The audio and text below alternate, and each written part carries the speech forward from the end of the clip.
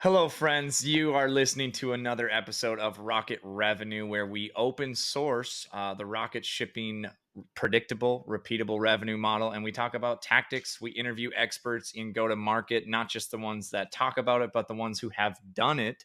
And in true fashion, we have our my co-host here, Troy Barter, who has done it many times. If you've listened to previous episodes, you've heard his story of where he's been and the organizations he's helped scale. He's now doing that as the head of sales at Rocket Shipping. And this podcast, we're going to talk about staging in your CRM, why that's important. And in true fashion of the Rocket Revenue podcast, we're going to talk about the things that we actually do. And you might be able to take some value away and put it into your stack. Use one of our strategies. We're open sourcing it. And the best part is we're going to share if it works and if it doesn't, and we'll update you along the way. So, Mr. Barter, we're going to be talking about staging. Can you just give us like a high level overview of what that even means? So staging is identifying the steps to the sales process, just the tangible steps from step one all the way up and getting an idea of what happens on those steps and then how to move to the next step. And it give you an idea of, how you're converting on each one of those. The way that I always relate both breaking down your sales process and sales staging in general is like if you were to look at like a giant wall, that's 50 feet high. And I said, Gabe, you scale it with your bare hands. It's flat, by the way. It's a completely smooth, flat wall. You got to Hmm. get to the top of it. And it looks, pretty daunting, pretty terrifying, the idea of having to do that.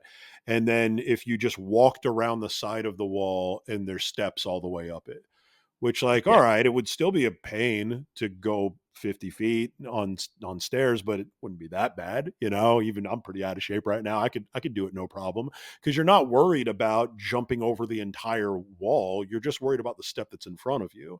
Hmm. And if you try to skip three steps, you're probably going to look like an idiot. You're going to fall. You're not going to do things the right way. But as long as you're just worried about the step in front of you, it's very easy to get all the way up. And also, like, you're not as worried about the 49th step. You're only worried about the first one and then the second, and it's just the one that's in front of you. And as long as you break down your process into those manageable steps, the sales process stops becoming so scary. To relate it Yeah.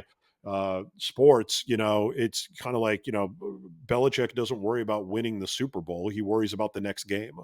They're not Hmm. concentrated on anything but the next, opponent that's in front of them. If you're worried about what it takes to make it through the entire NFL playoffs, it's terrifying. The amount of games that you have to win in a row, it's like incomprehensible that you could win it six times in 20 years, or so. But there they Yeah. are. They did it, made it Helps what, to have nine Tom times, Brady. one Helps to six. have Tom Brady. God bless, a lot of rings. I'm from New England. But that really is that's why you stage. You stage so you can start to identify like what are the tangible events, what are your conversion rates. If you don't know what's going on and you don't know how you're getting success, it's impossible to replicate it. And also, like, I did content on this recently. Like, if you look at a vehicle that's broken down and it's turned off, it's making no noise, and you're looking at it from the outside, how could you possibly know what's wrong with it? You really don't know until you get under the hood and take a look at things. When you start to Yeah. stage and you start to have identifiable conversion rates, that's when you're looking underneath the hood of your sales process and you're able to pick out specific things that you need to prioritize and fix. You can't really do that without staging. You can't do it intelligently, and you can't get an idea of why people within the sales organization are having more success than others. You can only Yeah. go with your gut, which I'm pretty good at. I'm pretty good at going with my gut and having an idea just based on being in sales for 20 years. But let's say that you're a founder who is not have a extensive sales background and you start to hire some salespeople. How do you know what they're doing well and what they're not doing well? It's very difficult to be able to know that without having really strong or at least halfway strong staging in place. Yeah. And I would actually add to that, part of this podcast, we talk about rocket shipping and how we're building our rocket revenue model. Early on, a year and a half ago, we didn't have any staging. You weren't here. I was a founder led sales, VP of sales of myself, basically, but I didn't have the sales process well defined for the account executives and SDRs. I knew what it was, like you said. Yep. I pretty much trusted my gut, and I knew what needed to happen in each deal. But those are only my deals. Right? When that scaled to the team, I didn't know where they were getting stuck. And in fact, I think this has happened in every organization. And I have a good story with it is that we had a seller who ended up, I had to fire him for non performance, right? Put him on a performance improvement. And I said, hey, actually, this isn't working out. You're not hitting your numbers. And a year and a half later, I rehired him because I had identified that it was not the seller.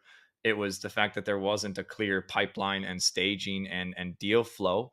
And I didn't realize where he was getting stuck. And so now that I identified that, he's actually become one of our top SDRs, AE hybrids, and he is setting the most meetings right now. And it's just the stage to hand it off to the AE is all he needed.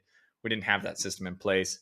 Now, Barter, talk about a little bit what you're doing at Rocket with staging as what, like, why do you stage, S0 to meeting book to all of that? Why do you name the stages the way you do? And what are So, they? yeah, what I staging can be a little bit tricky because you don't wanna overstage something. So it Hmm. had like, you wanna stage based on events that almost always occur in the sales process. They have to be a tangible event where you can identify that it's happened based on, whatever, circumstances are on the deal or anything like that. Hmm. And it needs to be ones that have like a conversion rate that's not 100%. So for example, Right. you may have two events that are tangible events, but like they both happen every time all the time. There's no conversion rate between one to the next. You probably can have those two things occur within one stage. Like what I'm looking for in stages are the ones where there's a difference in the conversion rate. So for Yeah. example, if you're going like way to the start, like a what you would call an MQL or a market qualified lead. We This has changed. Different people kind of label these differently. There'll be some people that watch this and be like, "That's not how we have it." You Yeah. can stage things differently. This is how I was trained on it. There's a million ways to do it. The way I view a market qualified lead is like that's a lead, at least within our system, is a lead that let's say RevOps has a reason to believe is a lead that's worth prospecting. The Hmm. sales development representatives or the sellers, they have not reached them and had a conversation with them. So they haven't determined that it's worth working for them in their funnel. But marketing or RevOps has determined based on, factors like company size, what industry they're in, where their location is, might be, Your all of those ICP. things. Yeah. Yeah, it fits the ideal customer profile enough that it's a market qualified lead or a marketing qualified lead. And then an SQL would be one where the seller reached them, talked to them, and is like, oh yeah, this is. Yeah, it's qualified for me now. It's sales qualified, so I'm going to continue to work that. And then for us, stage 0 is where you've booked something and you're attempting a handoff to your account executive. And for us, stage 1 is where the account executive would say, all right, now it's really ICP confirmed Hmm. because you kind of know what ICP is, but I'm an account executive. I close deals all the time. I know that this is one that really fits, that after doing a solid discovery on it, this is worth taking. So Yep. between all of those, there's very clear conversion rates. Not every MQL is going to be an SQL. We have to talk to them, and sales has to have verified that. So that's why we have those two stages. And then the SDRs are going to hand that off. Not everyone is going to book. So we need to know the difference between the ones that the SDRs have talked to and wanted to work, and then the ones that they actually booked and what the conversion rate is there. And then I Okay. can look and say, all right, out of all the MQLs that we have that you're actively prospecting, how many are you turning into an SQL? And if the answer is a very small amount, we need to figure out why that is. It's either you're leveraging email too much or not enough, depending on where you are and depending on how well it works. Are you dialing enough? That's usually the first case with everybody. We're like, hey, I'm struggling. The first thing that I look at is their activity. And if their Yeah. activity is low, I can't help you with anything. And I actually don't want to help you with anything until you've given me a large enough sample size for me to be able to get an idea of it. It's like us when we do a rate study and someone gives us like, oh, here's two shipments. All right, cool. I can give you some idea of how we would do on those two shipments, but Yeah. if you give me 2 months worth, I'm going to give you a way better idea of whether or not we actually are going to win consistently. Same thing. Like if you give me two dials and say I'm not converting, well, yeah, I mean, I could look at one if you talk to somebody, but that's not enough for me to really give you an idea of what the problem is and To what you're pull on doing that right. thread, Barter. So would you say, like, I think every founder in every organization can key in on that metric, they always look to activity, right? Mhm. Between MQL and SQL. And if maybe they don't have it staged out, but a lot of the, the industry that we're in and a lot of the sales industry and tech for sure is just more activity. And, if the rep's not performing, they look at activity. But I think to kind of pull that thread of staging being important, then you can look at like between S0 and S1 or stage 0 and stage 1 and meeting booked and meeting sat. That's not activity. Was it the right lead in the first place? Was it qualified correctly? Was the rep talented enough to move it? And was the account executive talented enough to do the right discovery? None of that Yep. has to do with activity. And I think that's where most organizations fail their sellers in training. Right. That's They don't give them and clarity. once you it's ideally it's a lot easier to stage when you already have people that are having some success because then Yep. you could get at least an idea of a baseline conversion rate of every stage from one stage to the next. And that way you at least have an idea of some kind of a, measuring stick that you can measure everyone else on. Are you above this? Are you below it? All right, cool. This has traditionally been our averages. That's where, like, for example, with us where we're beginning the stage, we can't look back at historical performance really because they're like all it is like here's the deals that we brought in and maybe like here's the people we reached out to, but it's not like no when it gets to stage two, here's how long it takes for us to get to stage three on average, and here's our conversion rate from stage two to stage three. We don't know Mhm. that, so we don't really like we're starting to get that now that we're starting to get healthier data in the CRM. But until you have that, you can't really look at it and know whether or not you're doing well or you're doing poorly. And it's very difficult to compare one rep to another. It's also difficult to have a scoreboard. When I Yeah, started and as an give them SDR, visibility. that's what I first like. Fleetmatics had a great dashboard where I could look at, all right, here's everybody's dials, here's meetings booked, here's meetings showed, here's deals closed, and here's the amount of units that were sold. And like that's the scoreboard. So I started at the left. It's like, all right, I'm in control of my dials. I can whip everybody's ass today. I just started and I can win on something that I know that my boss is looking at, and I need to get noticed because I ain't trying to stay in the seat for long. And I didn't stay in it for long because I had that outlook already. And then it was meetings booked. I wanted to chase everybody. I liked everybody there. They're still my friends. This is a decade ago, but I was trying to whip their ass. Like, and then all right, cool. So once you get to certain stages and you realize like, all right, cool, then I need to get to the next one. The more salespeople that you have, the easier it is because then you don't have to be as creative because success leaves clues. So if you are, all right, I know that when I get to stage two, I'm on the lower end of stage two to stage three conversion. All right, well, who's at the top? Who's at the highest end? And they're going to be my best friend. I'm buying them Yeah. lunch. I'm learning everything that I need to know to find out what it is that they do from stage two to stage three that makes them successful. And if you don't have that person, the good news is like you can go on YouTube, TikTok, LinkedIn. There's a bunch The of Rocket advice. Revenue podcast, Right. just to name a few. Yep. And what I'd say is you just consider the source whenever you're getting advice on this type of stuff, because you'll get advice from people sometimes, and it's like, all right, is that practical where I'm working at and everything? So I'd check it with your manager if you trust your manager. Hopefully you do, or else why'd you sign up at the place that you're at, But it comes down to starting to get creative on like, all right, what could I be doing at this stage differently?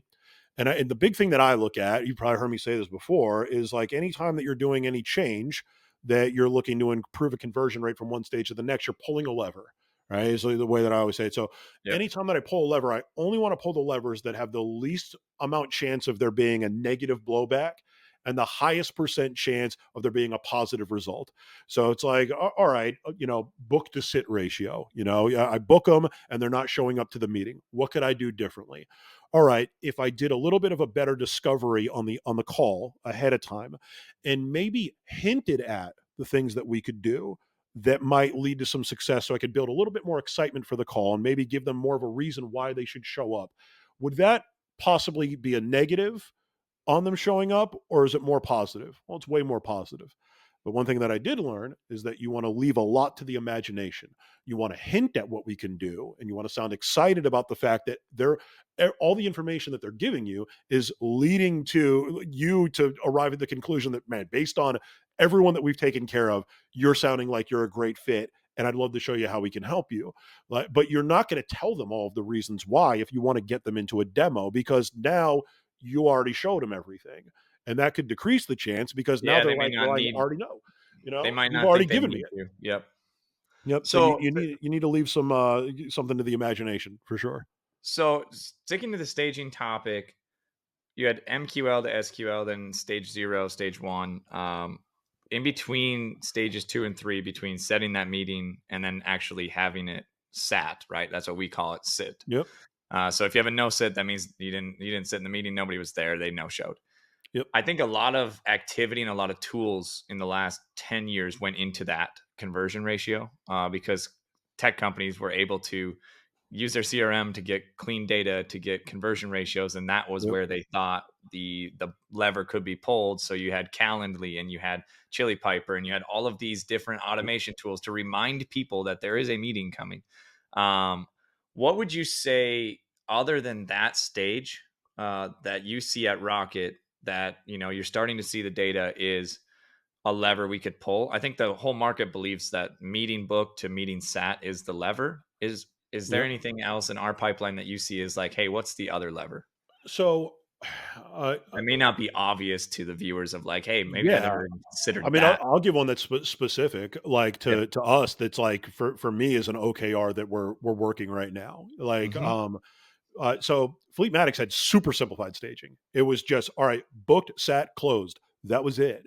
That's all that they Yeah. had because we were SMB, but we closed a fairly decent, like recurring 3-year contract. It was good revenue, but it was a 48-hour sales cycle, and so it was very easy to kind of stage it out. Ours is a little bit more like, no, there's a lot of events that happen in between when we have that first meeting and when it turns into a deal. In fact, when it turns into a deal, it actually doesn't mean that it's a deal yet. Just because they shipped one time doesn't mean that it's a deal. Once it starts to actually really ship, now it's like, all right, this is a closed one deal. Yeah. When you have, We're starting to get a recurring idea of the fact that this is a real customer here.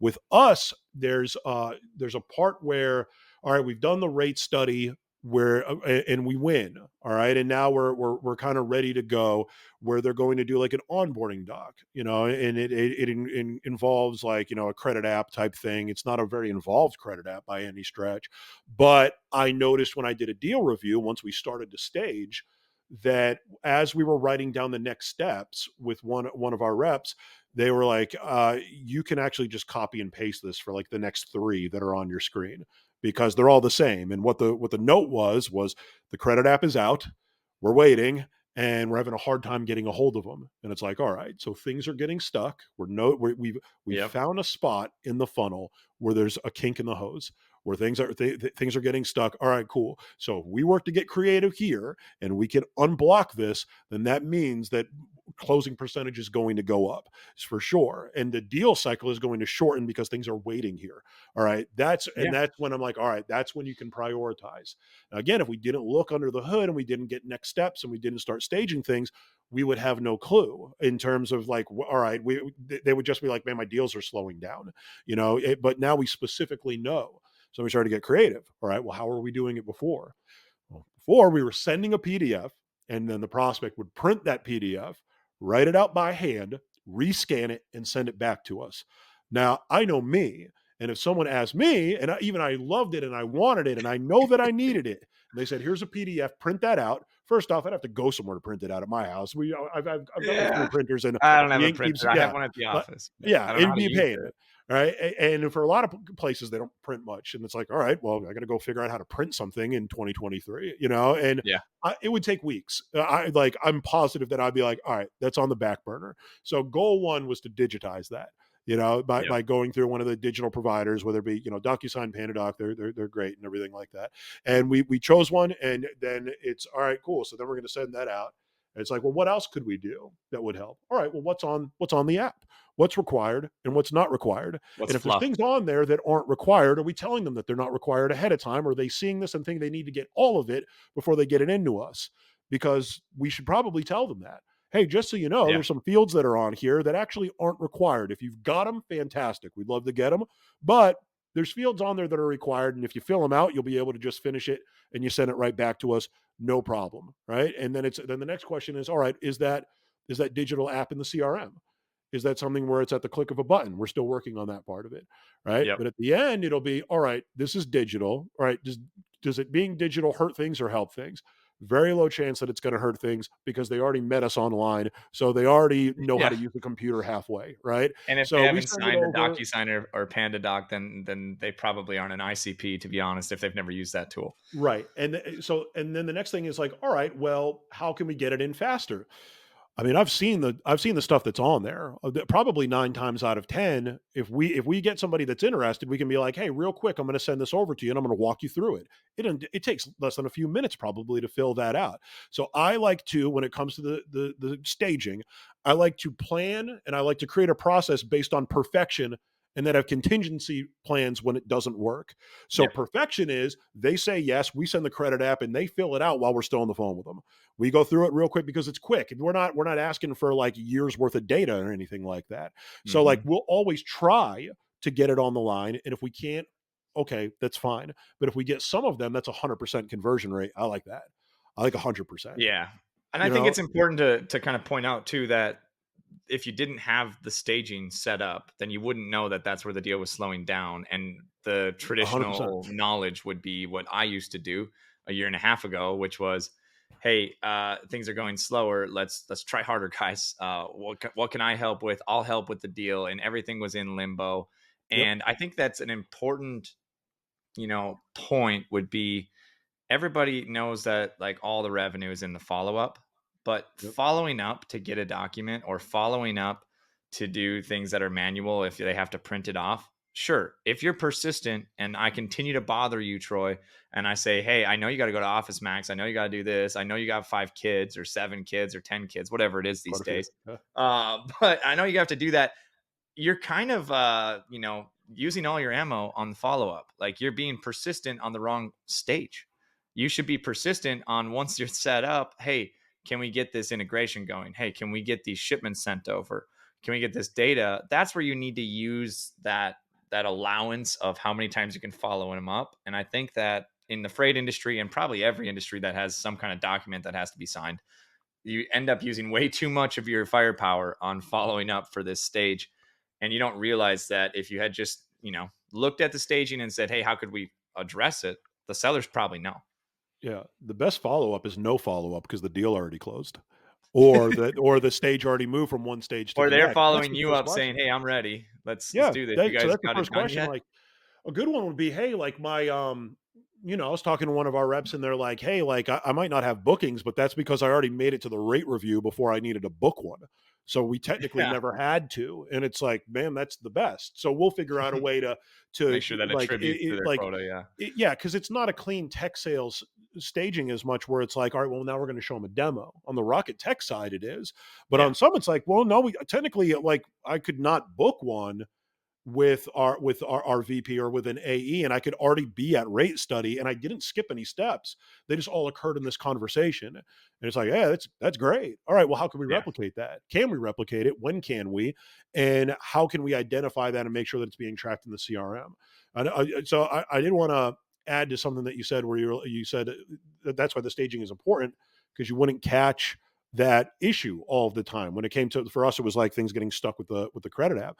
Another thing Yeah. is you don't know the size and scope of the issue either. So even if you're good enough to find that without staging, you have a conversation, you figure, oh, here's the issue. You have a couple of deals that are stuck there. You can't zoom out and say, is this an issue with my whole team or just with one person? Because Yeah. you don't have the data. It's not there. But if you can zoom out and look at it, it's like, oh yeah, this is an issue that needs to be an important urgent in my, like, in terms of my schedule and how I'm prioritizing this, and set that as my number one OKR, because a lot of stuff gets stuck here, like a large percentage of the deals. And if we can fix this where almost none of it gets stuck there, the closing percentage would more than likely skyrocket. Like Mhm. it's very hard. There's only so much time in the day, and there's a lot of deals. There's a lot of stages and everything. It's very difficult to prioritize where you want to get creative and where you want to be like, no, this is it. This is the only thing that I'm working on right now, which is how you should prioritize staging. Yeah. You shouldn't look at 3 different conversion rates that are low and say, I need to fix all of them. No, find the worst one and put everything you have into fixing it. Then you can worry about the other ones, or else nothing gets done, and it doesn't get done at the level of success that it could, for sure. That's like the time blocking principle for, I'm going to do cold calling and I'm going to It's do exactly emailing and yep, I'm going to do LinkedIn follow up. This yep, is longer time domains. And I think that, in my experience of running a business for the last 3 years, time domain, every time it gets longer, if a project takes more than a week or 2 weeks, it's so much easier to just work on multiple projects. But on something like this, especially if we just said, hey, let's fix our entire pipeline, uh, we wouldn't have fixed anything. And so I'm the least patient person I know in sales, even though yep, you have to have patience. And so, you've been head of sales for a while now, and your first project was take HubSpot. And yes, we're not sponsored by HubSpot, but it is better than Salesforce. I think that HubSpot should pay us to say that.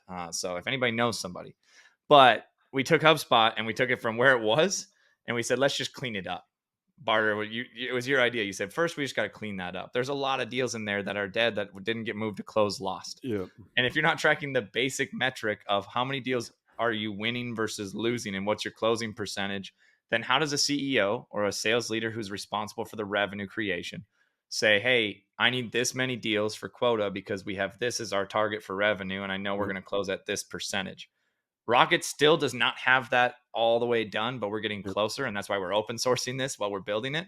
But when I get to a point that I can log into HubSpot and see what's projected for revenue in stage 3, and I know that typically 38% of those deals are going to get to closed one within the next 90 days, then I say, oh, I know that I can hire operations and I can start doing that. And you can project based off of predictable, repeatable revenue. It's almost like I'm going to say that every episode. I mean, that's predictable and repeatable is the name of the game. Like Yep. if you can do something once, great. Can you repeat it? And yeah, staging, a lot of it is also it is time management. Like for example, like every week, start of the week, we do a deal walk. And that deal walk is we're not walking MQL to close. I'm not looking at every MQL that they have. Why would I Mhm. do that? We would be there for 2 days going over Yeah. all of it. In And our like, industry, there's lots of leads. Anybody yeah, who is open for business and has to ship stuff that's too big for small package. So it's a lot of people. right. So You can't we're do that. looking at bottom of funnel. We're not Yeah. looking at the top. We maybe are right now because of the amount of deals, maybe slightly looking at the middle of the funnel. But if you don't know what makes something middle or bottom of funnel based on what's occurred and what stage it's in, how do you organize that? And Hmm. how can you quickly pull that up and be like, all right, tell me about this? Or like my big job is like, I want as you focus on some other things and I take over more on the sales side of things. How do I make it so Gabe has more visibility now than he did when he was in the trenches and he feels more confidence in the funnel than when he was in there himself? And Yeah. generally, if you have a job as a head of sales, if you can do that for a CEO, you're probably in pretty good shape. And a big part of the way of doing that is staging and having accurate reporting and having good dashboards. So that does bring something that's important when it comes to staging in a CRM. Is like, all right, well, Yeah. how do you know the staging is accurate? Well, you set triggers in there and you set some blockers where it's like, all right, well, when something goes to stage 0, we've marked on there that we know the exit gates from, let's say SQL to stage 0 means that they did this, this, and this. They acquired this information, and this information from the prospect, Yep. or else it's not a Exactly. booking yet. And then we put parameters in the CRM that say, you literally can't move it to that stage unless you've filled out this Fill this field. out. Yeah. You don't want to do it to the point where it slows down business. And that's like everything that I ever do, whether it's rules of engagement, which we're not even, that's an episode a year from now because we don't even need it yet. But everything is done in the spirit of getting deals in quickly. If it Hmm. if it slows down a deal, it doesn't get done. If it wastes time that could slow down a deal, if it wastes somebody's time that could be working on something else that would help us get deals in quicker, we don't do it. It's in getting and when I say quickly, it means really efficiently. It doesn't mean that we're Yep. skipping steps. It doesn't mean that we're doing something stupid, but everything is done with the spirit of getting deals in faster, not slower. And generally, if that's the philosophy that you apply to everything in your funnel, all of your processes, all of your practices, usually you end up with something that's fair from a meritocracy perspective. Yep. There's no such thing as fair. People are better than you, and that's life. That's how it works. Life is not always fair. But it Yeah. it puts yourself in the best position to have a fair playing field, or at least a level playing field for people to play on. Yeah, and I to kind of wrap up this episode, I wanted to, as you said something that kind of triggered a thought. You said if I'm going to go focus on other things at the company right now, it's operations and customer success, right? Yep. Because I believe if it's not a belief, it's just a fact. If you don't ever lose customers, you win. It's simple. It's not easy. But that's my main focus as I'm moving towards that side of the business, and you're moving into the head of sales. But I think that a lot of founder led organizations kind of botch that handover because one, they end up bringing somebody in that's not Troy Barter, that is maybe a more traditional VP of sales that knows how to manage people, but isn't actually a seller and doesn't know the process to Yep. do this and hasn't done it himself or herself. And two, my mistake would be saying, "Hey, I'm out," and that means that my impact, I won't know what's going on in sales anymore, right? In fact, what you said and what we're going for with Rocket Revenue here and open sourcing this, the idea is when I'm out of the picture, it's like I was in the chaos, right? I was in the trenches and I didn't have oversight. And as a sales leader, I needed to have it. I didn't have it anyways. So by me stepping out and you stepping in, I should get more visibility into, projections and revenue and predictable, repeatable model than I had before. So I'm not like sacrificing something. And instead, I'm actually improving our revenue model by stepping out and having you organize it the way you are. And then when I do, I called myself an enterprise account executive at Rocket. I still sell. When I create my own deals, that's just pouring revenue on top instead of me trying to bear hug every deal. Yeah, I mean, from that, it's more like an overview, high level, like management perspective of like taking all of the assets that you have and working them the right way. Like we Yeah. already have the head count, and we already have the heads in place in the right spot to do way more than what we're doing now. And there's so many different levers that can be pulled to be able to do that. Like Yeah. building an inbound engine. Step one is like, oh man, we got to hire people on the marketing side and everything. We already got them. They're already there. We got to Yeah. find. All right, well, we gotta have a budget. No, we don't. We haven't even exhausted free yet. There's so many free things that we can do. Yeah. Webinars, all sorts of stuff to get proof of concept to earn a budget, like which is the way that you really should do it, unless you're, that's reason part of the reason why the tech sales bubble kind of things fell apart and people stopped getting funding is like they didn't have to be profitable. So they could just be like, all right, cool. Well, we're inbound based and we buy every lead and it costs us $250 to $300 per MQL that we bring in inbound. And we're spending all this money and we're not converting on it. And it doesn't matter. As long as we convert on some of it, we can justify our next funding round and we're good to go. And with us, it's like, no, we like, there's already assets in place that I wouldn't say are mismanaged, but we can do way more with them. Optimize them for Yeah. sure. And I mean, it's tough. Like, I think it's a lucky scenario. It's like Malcolm Gladwell says, like in terms of like the book Outliers. I don't know if you've read it before, but like the reasons why people have Yeah. success. Oh, it's a good one, man. That's a good one. I'd recommend that one. Outliers by who?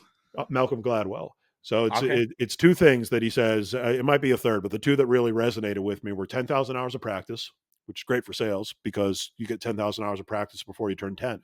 Because if you're opening your mouth, you're selling something. So you already have 10,000 hours of practice before you ever did anything from a sales perspective, and being in the right place at the right time. So people say, Yeah. well, why are you at Rocket? Well, there's a few different reasons, but the largest reason really is I like everywhere else that I would have applied to in tech sales, traditional tech sales, it's got 400 people that applied to it. It was like physically impossible to stand out. It was Yeah. so difficult to be able to do that. And so like I fell into it where like maybe before I would have been like, oh, well, let me think about this, or oh, does this make me look good? Like, which is what I used to always, Yeah. kind of think about. And then like, Oh, a guest appearance on the podcast. yeah. Oh, what a wholesome But it's moment. just, but it's like a coincidence of being in the right place at the right time, And being and willing to not care what people thought. I think that's a big thing, that yeah, obviously, and that beyond just revenue.